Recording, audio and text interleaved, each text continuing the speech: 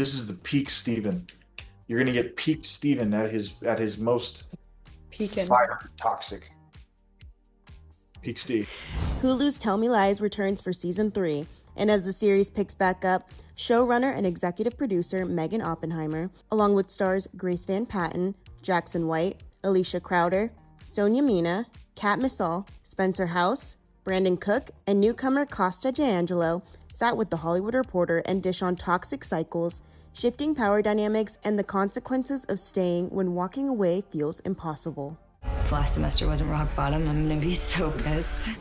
For Oppenheimer, season 3 is less about judgment and more about understanding why people stay trapped in cycles that hurt them. I'm always hoping that people will recognize the signs of these kinds of relationships in real life. There are so many reasons that people stay in these relationships. I think we are programmed to, want love and acceptance kind of more than anything else. And so it's very hard to walk away from something that you believe is love or the opportunity for love. And no relationship sparks stronger reactions than Lucy and Steven, a bond defined by control, manipulation, and emotional dependency.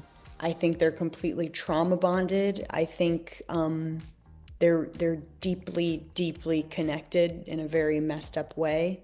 And I think Lucy has a fear of never finding someone again who accepts her for who she is, all the worst parts about her.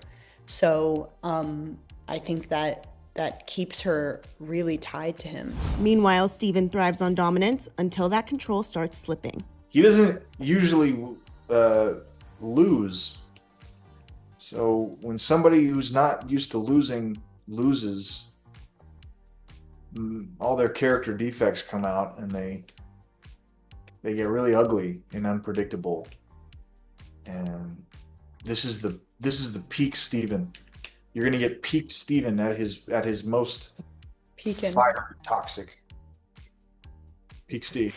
Season 3 also shifts focus towards characters choosing themselves, even when it comes at a cost. She's not able to choose herself in peace, She's not able to break off from the toxic relationship and then just skip along and go on her merry way. But I think that she is probably in the best place that we've seen her so far.